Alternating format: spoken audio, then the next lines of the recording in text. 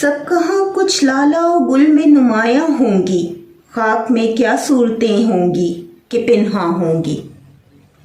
गज़ल अरबी ज़ुबान का लफ्ज़ है।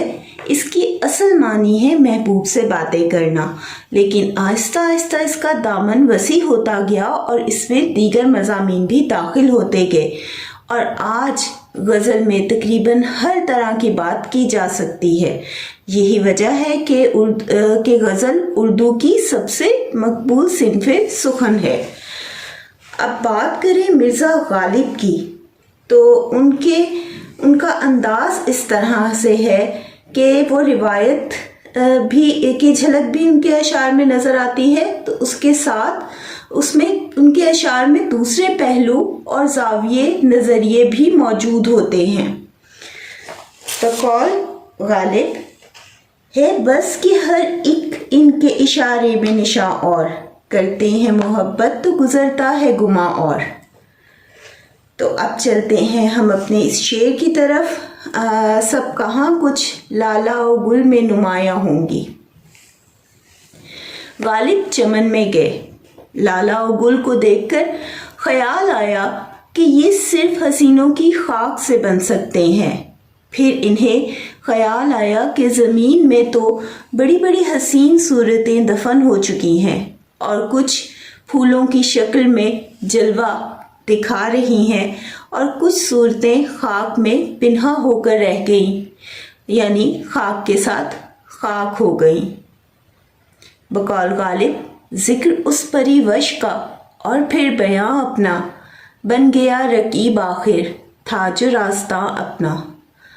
मिर्ज़ा गालिब को चमन के फूलों की जो कशिश थी, हुस्न था, उसे देखकर हसीनों का ख्याल आया कि इतने हसीन फूल तो हसीनों की खाक से ही बन सकते हैं।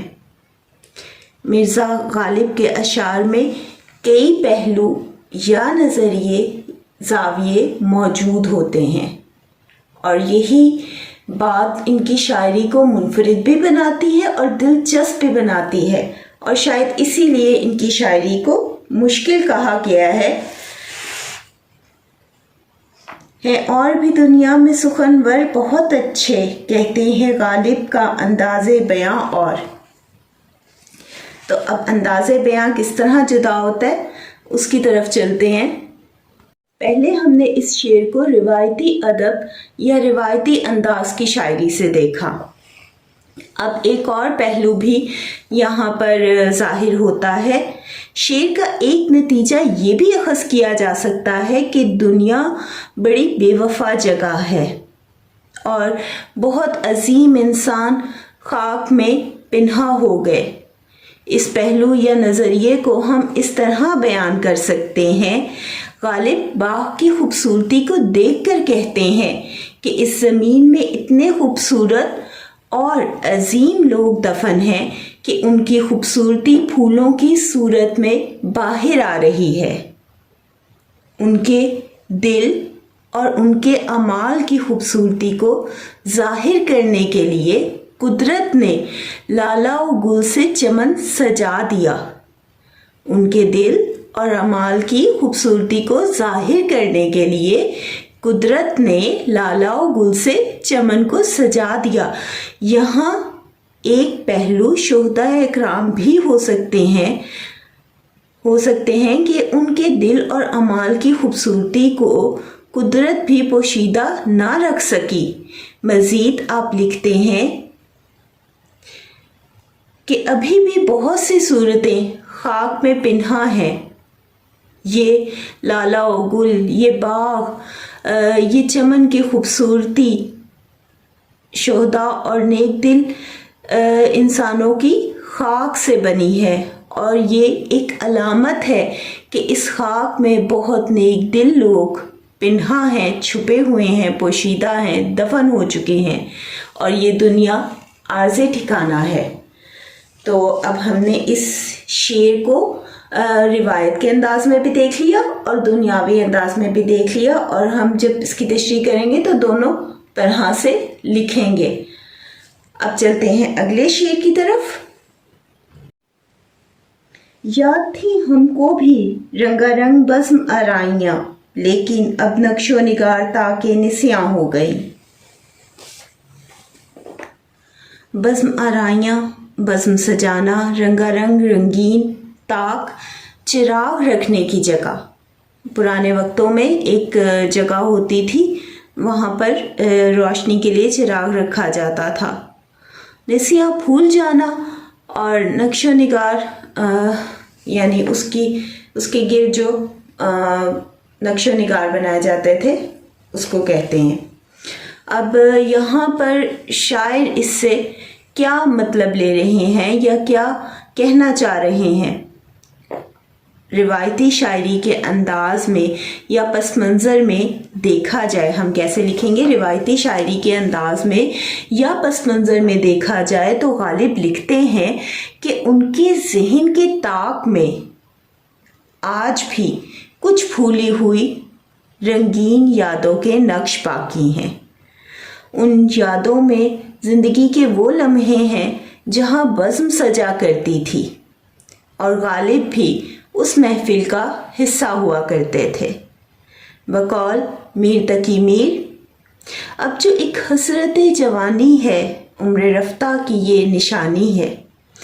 زندگی کا یہ دور سب سے زیادہ امنگوں، آرزوؤں، تمناؤں اور رنگینیوں سے بھرا ہوتا ہے۔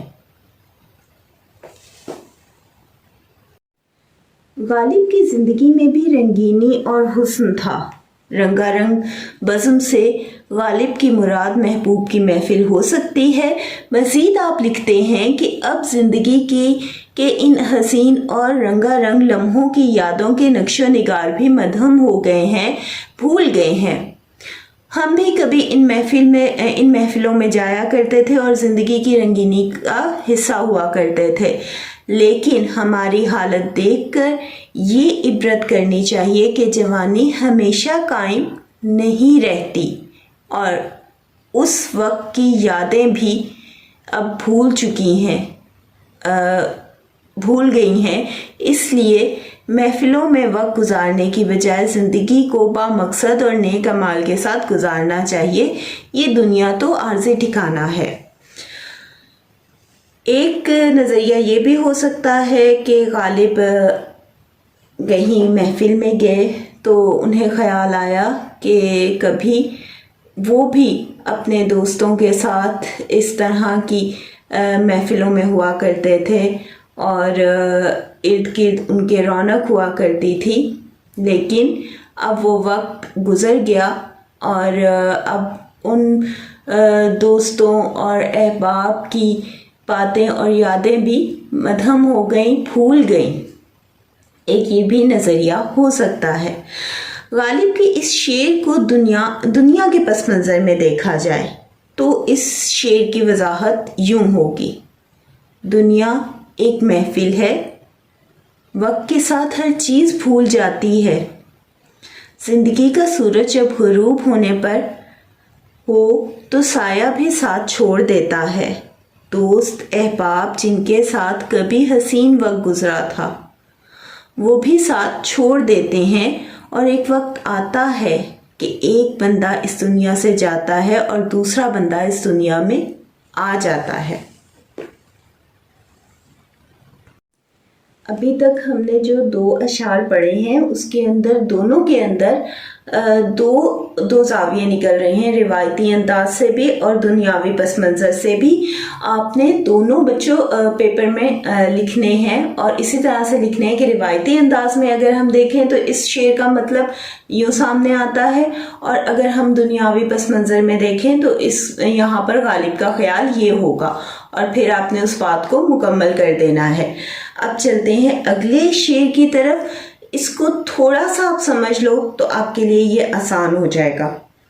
قید میں یعقوب نے لی گو نہ یوسف کی خبر، لیکن آنکھیں روزنے دیواریں زندہ ہو گئیں۔ روزنے دیوار روشنی کی جگہ، ٹھیک ہے، پرانے وقتوں میں زندان قید خانے کو کہتے ہیں۔ یہ ایک تاریخی واقعہ ہے جسے شاعر نے بڑی خوبصورتی سے قلم بند کیا۔ اب وہ واقعہ یہاں پر ہمیں مکمل طور پہ اس کی تفصیل لکھنے کی ضرورت نہیں ہے، میں آگے چل کر تھوڑی سی وضاحت کر دوں گی آپ کو سمجھنے کے لیے۔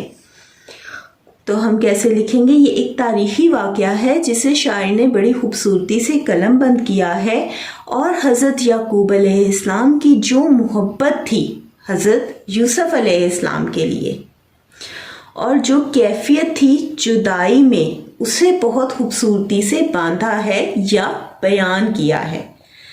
اب میں آپ کو واقعہ تھوڑا سا مختصر بتا دیتی ہوں کہ حضرت یوسف علیہ السلام کو ان کے بھائیوں نے ایک کنویں میں پھینک دیا تھا، اور حضرت یعقوب علیہ السلام کو یہ کہا کہ انہیں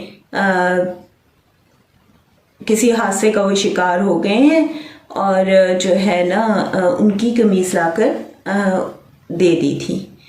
تو جو حضرت یعقوب علیہ السلام تھے وہ ان کی یاد میں رو رو کر ان کی آنکھیں سفید ہو گئی تھیں اور وہ غم سے نڈھال تھے۔ لیکن اس سارے واقعے کے پیچھے اللہ پاک کا مقصد بہت بڑا تھا۔ اللہ تعالیٰ نے حضرت یوسف علیہ السلام کو آگے چل کر بادشاہت بھی دی اور کامیابی بھی دی، حکمت و دانش بھی دی۔ تو یہ ایک مختصر سا ہمارا وہ واقعہ جو اس میں بیان ہوا ہے اس کو، لیکن ہم یہاں پر اتنی تفصیل سے نہیں لکھیں گے، ہم لکھیں گے حضرت یوسف علیہ السلام سے جدائی میں حضرت یعقوب علیہ السلام کی جو حالت تھی اس کو شاعر نے بہت خوبصورتی سے باندھا ہے یا بیان کیا ہے۔ حضرت یعقوب علیہ السلام ایک لمحے کے لیے بھی اپنے بیٹے کی تلاش سے غافل نہ تھے۔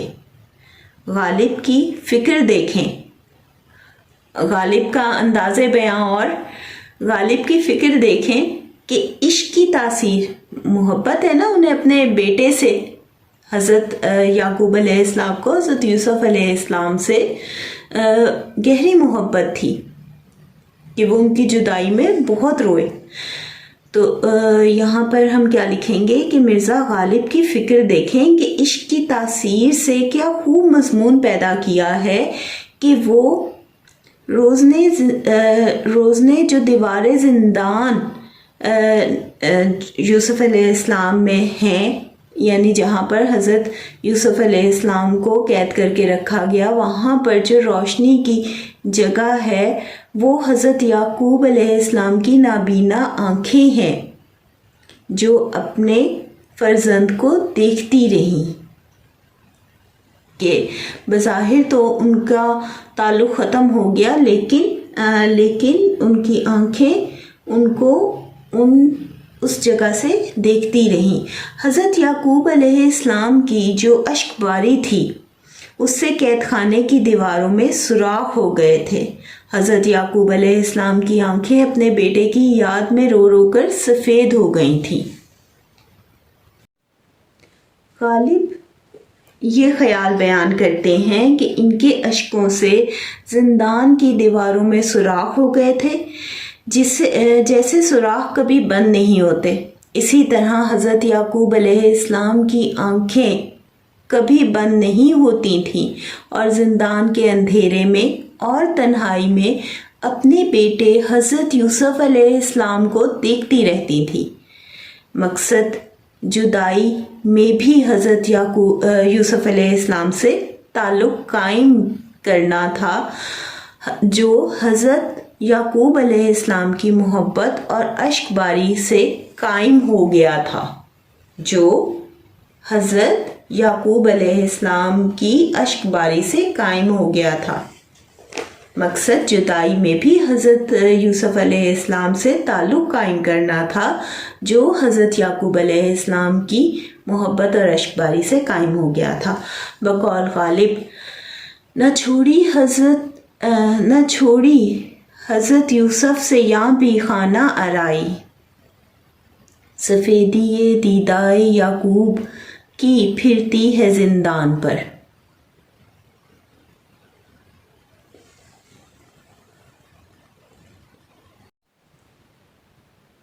मैं चमन में गया गोया दबिस्तान खुल गया, बुलबुलें सुनकर मेरे नाले गज़ल हुआ हो गईं।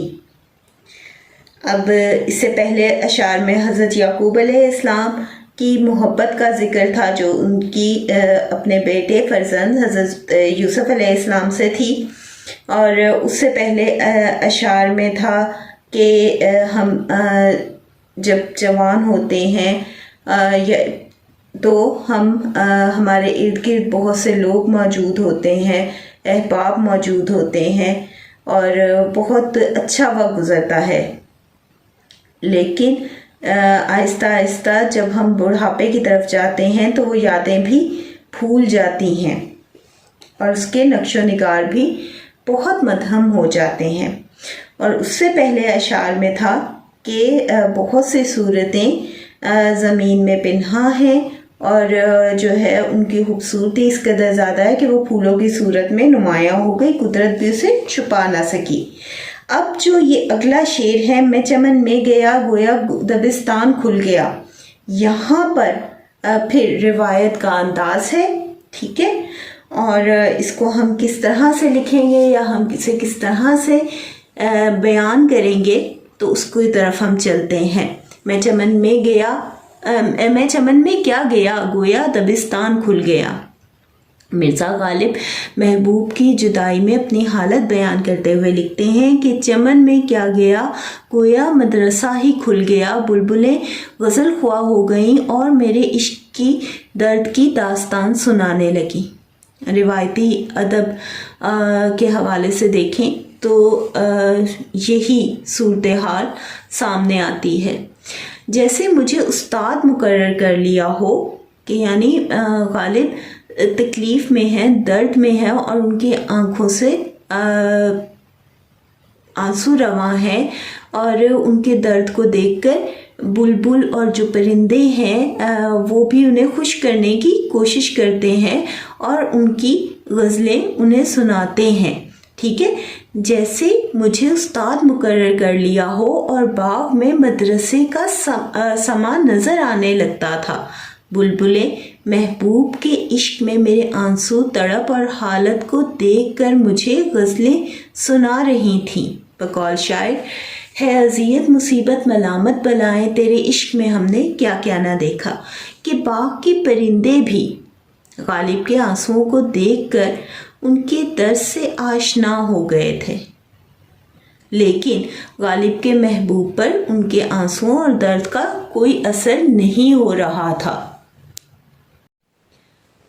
जबकि वो बेज़ुबान बुलबुल और परिंदे भी मेरे आंसुओं को देखकर मुझे खुश करने की कोशिश में लग जाते थे और मुझसे मेरे महबूब की बातें या गज़ल करने लगते थे, बयान करने लगते थे। बकौल शायर पत्ता पत्ता बूटा बूटा हाल हमारा जाने है, जाने न जाने गुल ही न जाने बाग तो सारा जाने है। लेकिन शायर का महबूब अदब की रिवायत पर कायम था और उसे शायर के गम का गम नज़र नहीं आ रहा था। आप महबूब की बेहिसी का शिकवा कर रहे हैं। तो यहाँ तक एक अंदाज से, रिवायती अंदाज से इसकी तशरीह मुकम्मल हुई। अब इससे जो दूसरा पहलू हमारे सामने आता है उसको हम किस तरह लिखेंगे।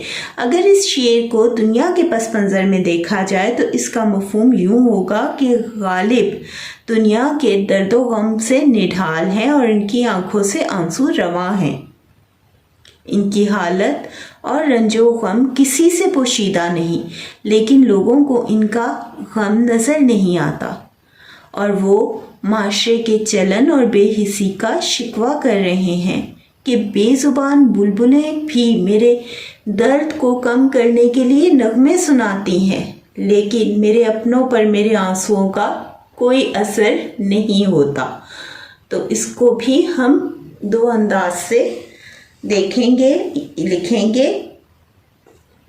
अब हम चलते हैं अगले शेर की तरफ। जैसा कि इब्तिदा में हमने बात की कि आहिस्ता आहिस्ता गज़ल का दामन वसी होता गया और इसमें दीगर मज़ामीन भी शामिल होते गए, तो रिवायत का भी गज़ल में रंग नज़र आता है और बहुत से दूसरे मज़ामीन भी। تو اب یہاں پر جو مضمون ہے یا موضوع ہے وہ مختلف ہے. یہاں پر ہم بات کریں گے کہ وہ قوموں کے نشان مٹ جاتے ہیں جو اپنے اقدار کو بھول جاتی ہیں. ٹھیک ہے، اب اس کو ہم نے لکھنا کس طرح ہے. مرزا غالب لکھتے ہیں کہ ہم وہ واحد قوم ہیں جس نے دنیا کو تہذیب کے اور اخلاق کے آداب سکھائے. بقول اقبال، اپنی ملت پہ قیاس اقوام مغرب سے نہ کر، خاص ہے ترکیب میں قوم رسول ہاشمی. جو قومیں اپنے اقدار کو بھلا دیتی ہیں دنیا سے ان قوموں کا نام و نشان مٹ جاتا ہے. تاریخ اس بات پر گواہ ہے.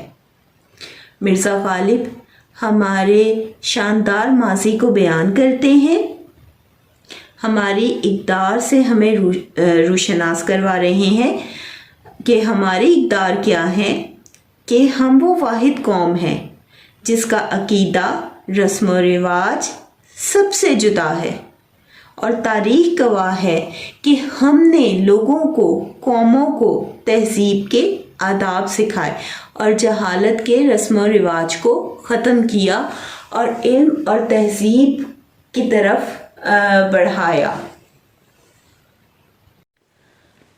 لیکن آج معاشرے کا یہ چلن ہوتا جا رہا ہے کہ وہ اپنے دین کو بھلا بیٹھے ہیں، غیر مذہبی رسم و رواج کو اپنا رہے ہیں، اور تاریخ گواہ ہے جو قومیں اپنے عقائد اور رسم و رواج کو بھلا دیتی ہیں دنیا بھی انہیں بھلا دیتی ہے اور ان قوموں کا نام و نشان دنیا سے مٹ جاتا ہے. تو یہاں پر مرزا غالب نے بہت وسیع موضوع پر بحث کی اور اس کی طرف اشارہ کیا. اب ہم چلتے ہیں اگلے شعر کی طرف. یہاں پر ذکر ہے ان کی اپنی تکلیفوں کا، درد کا، جو انہیں روایتی انداز سے دیکھی جائیں تو وہ کس طرح سے ملی، اور اگر ہم دنیاوی انداز سے دیکھیں تو وہ انہیں کس طرح سے ملی کہ ان کی زندگی بہت مشکلات اور رنج و غم سے بھری ہوئی تھی، اور پھر وہ اتنی مشکلوں سے گزرے کہ وہ آہستہ آہستہ آسان ہو گئی. ہم اسے کس طرح لکھیں گے یا ہم اسے کس طرح سمجھیں گے.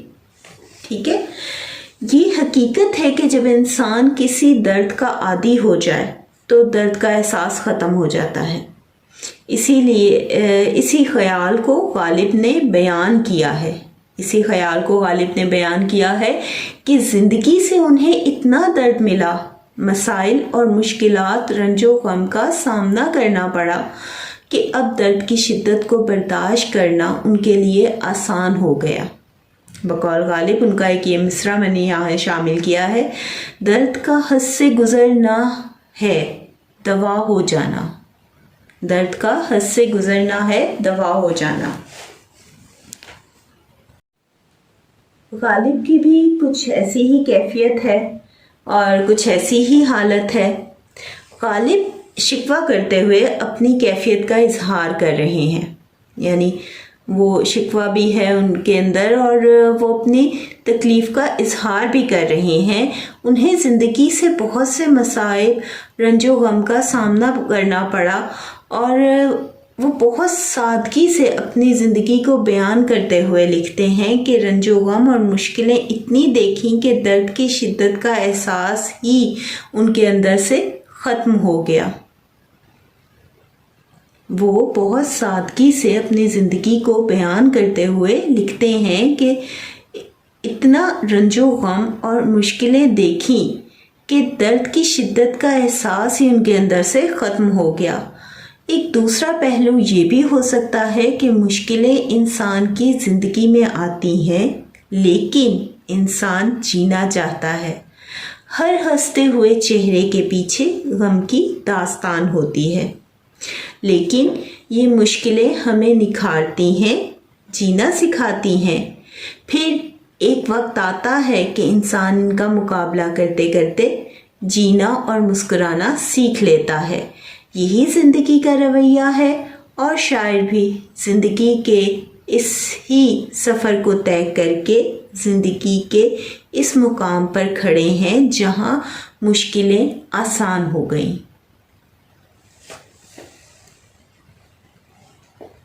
آئی ہوپ کہ آپ کو یہاں تک سمجھ آ گیا ہوگا۔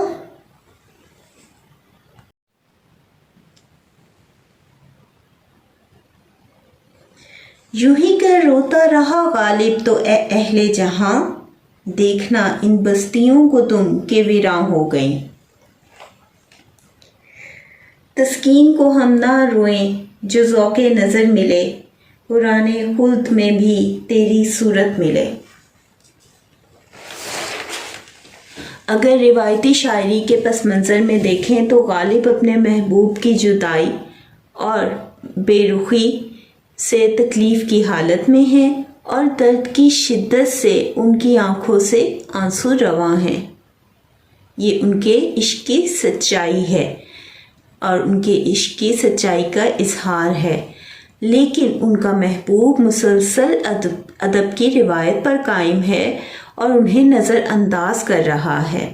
ایسے میں غالب اہل جہاں کو مخاطب کرتے ہوئے کہہ رہے ہیں کہ اگر میں اسی طرح روتا رہا تو ایک دن میرے آنسو یہ بستیاں بہا دیں گی، میرے آنسوؤں سے یہ بستیاں بہہ جائیں گی اور ویران ہو جائیں گی، یا میری آہوزاری سے یہ بستیاں اجڑ جائیں گی۔ ان کا غم سب کو اجاڑ دے گا، یہ ان کے درد کی انتہا ہے۔ بقول شاعر ہے اذیت مصیبت ملامت بلائیں، تیرے عشق میں ہم نے کیا کیا نہ دیکھا۔ ایک پہلو یہ بھی ہے کہ غالب دنیا کے مصائب اور رنج و غم سے نڈھال ہیں اور ان کی آنکھوں سے مسلسل آنسو رواں ہیں۔ غالب اہل جہاں کو مخاطب کرتے ہوئے کہتے ہیں کہ دنیا کے ستم اور بے حسی کا شکار ہو کر میری آنکھوں سے آنسو رواں ہو گئے ہیں۔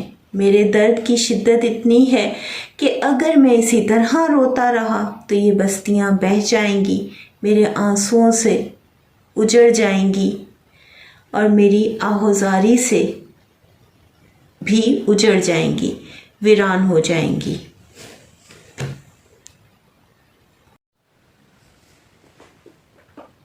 سب سے پہلے غالب کے انداز کو سمجھنا بہت ضروری ہے غالب پر لکھنے کے لیے۔ تو بہت مختصر سا میں آپ کو ایک تعارف کرواؤں گی، کیونکہ غالب وہ شاعر ہیں جن کی شاعری میں کئی پہلو اور کئی زاویے نکلتے ہیں۔ وہ روایت کو بھی ایک ساتھ ان کے اشعار میں اس کی جھلک بھی موجود ہوتی ہے، اور اسی کے ساتھ وہ دنیاوی کسی بڑے موضوع پر بھی بحث کر رہے ہوتے ہیں، اور وہ کس طرح سے ہے اس کو تھوڑا سا سمجھنا ضروری ہے، اور اس کو آپ سمجھ کر چلو گے تو آپ کے لیے لکھنا آسان ہو جائے گا۔ اور جس طرح سے میں نے اس میں روایت کے انداز سے بھی اشعار کی وضاحت کی، آپ نے بھی پیپروں میں اسی طرح سے لکھنا ہے، اور ساتھ ہی ساتھ دنیاوی پہلو میں بھی ہم نے اس کی وضاحت کی ہے، تو وہ بھی آپ نے ساتھ میں لکھنا ہے۔ ٹھیک ہو گیا؟ اب تھوڑا سا ہم دیکھ لیتے ہیں مرزا غالب کو۔ غزل عربی زبان کا لفظ ہے جس کے معنی ہیں باتیں کرنا، لیکن آہستہ محبوب سے باتیں کرنا، لیکن آہستہ آہستہ اس کا دامن وسیع ہوتا گیا اور دوسرے مضامین بھی اردو غزل میں داخل ہوتے گئے، اور تقریباً ہر موضوع غزل میں شامل ہو گیا۔ اس لیے یہ سب سے مقبول صنف سخن ہے اردو ادب کی۔ بات کریں مرزا غالب کے انداز فکر کی تو ان کے اشعار روایتی ادب کے انداز کو بھی لیے ہوئے ہیں، لیکن اس کے ساتھ دنیاوی پہلو یا زاویے کو بھی بیان کرتے ہیں یہی وجہ ہے کہ غالب کی شاعری کو مشکل کہا جاتا ہے۔ ایک وجہ اور بھی ہے کہ ان کی شاعری میں کئی دفعہ فارسی کے الفاظ شامل ہوتے ہیں، تو وہ بھی تھوڑی سی مشکل پیدا کرتے ہیں، لیکن ان کا انداز فکر جو ہے وہ تھوڑا جدا ہے۔ لیکن یہ انداز ان کی شاعری کو دلچسپ بھی بناتا ہے. جب ہمیں غالب کی شاعری سمجھ آتی ہے نا تو پھر مزہ بھی بہت آتا ہے کہ اس میں بہت گہرائی اور وسعت ہوتی ہے. بقول غالب ہے بس کہ ہر ایک ان کے اشارے میں نشاں اور کرتے ہیں محبت تو گزرتا ہے گماں اور. ایک اور شعر ہے بقول غالب یا رب وہ نہ سمجھیں ہیں نہ سمجھیں گے میری بات دے اور دل ان کو جو نہ دے مجھ کو زباں اور.